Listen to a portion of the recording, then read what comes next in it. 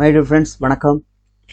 இன்னைக்கு ஒரு புது ஜாப் ஃபின்லாந்து இருக்கு இல்லையா, ஃபின்லாந்து அங்கே ஹோட்டல் வேர் ஹவுஸ் இதில் வேலை பார்க்குறது. இவங்க வந்து ஒரு man power company, immigration lawyers. இவங்க அவங்க பேரில் இறக்கி வெளியே கொடுக்குறாங்க. அதில் சீசனல் ஒர்க்லேயும் போகலாம், ஹோட்டல்ஸ் போகலாம், வேர் ஹவுஸ் போகலாம். புரியுதா? 9 மாதம் விசாவும் இருக்குது, 12 மாதம் பெர்மிட்டும் இருக்குது. ஓகேவா? ஸோ இதில் ஹோட்டல் லைன் பார்த்துங்க மேப்பில். ஓகேவா? ஃபின்லாந்து எங்கே இருக்குன்னு. இது வந்து பியூர் ஷெங்கன் கண்ட்ரி, ரைட்டா?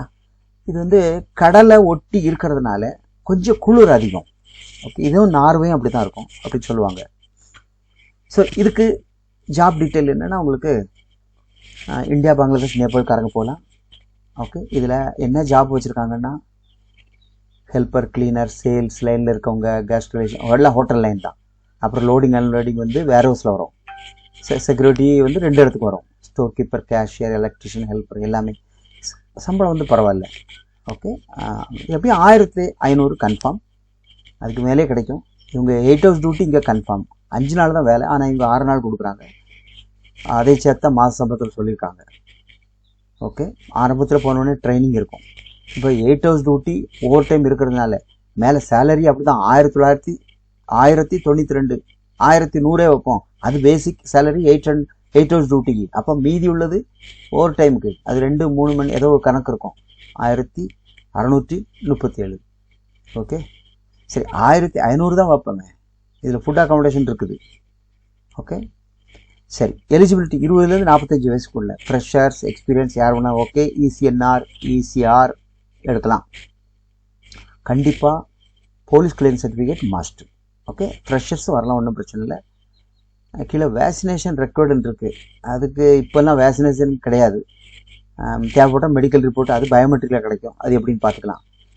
இது வந்து 2 வருஷம் கான்ட்ராக்டு. ஆனால் 1 இயர் தான் பெர்மிட் வரும்.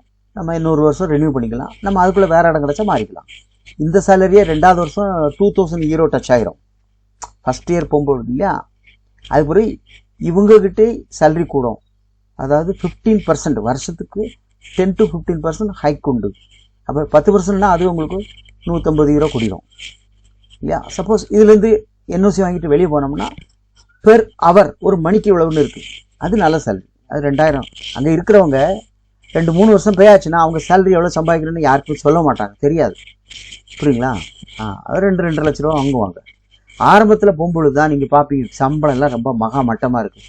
நான் என்ன சொல்லுவேன், பரவாயில்ல, உள்ளே போகிறதுக்கு இதான் வழி, போயிடுவோம், அப்புறம் பார்த்துக்கலாம். அது ஆட்டோமேட்டிக்காக எவ்வளோ கான்டாக்ட்ஸ் உங்களுக்கு கிடைக்கும். அதுக்குள்ளே பாஷைகளை வந்துடும், ஏரியா தெரிஞ்சிடும். செல்லுன்னு அங்கங்கே போய் எடுத்து யாரையோ பார்த்து எடுத்து மாறிடுவாங்க. ஓகே, அங்கே ரொம்ப ஸ்ட்ரிக்ட்லாம் கிடையாது. ஓகே, ஸோ இதில் யாராவது இருக்காங்கன்னா கண்டிப்பாக கீழே எனக்கு கால் பண்ணுங்கள், பேசுங்க, டாக்குமெண்ட்ஸ் அனுப்புங்க. இதுக்கு சூட்டபிளானா வேறப்போம்.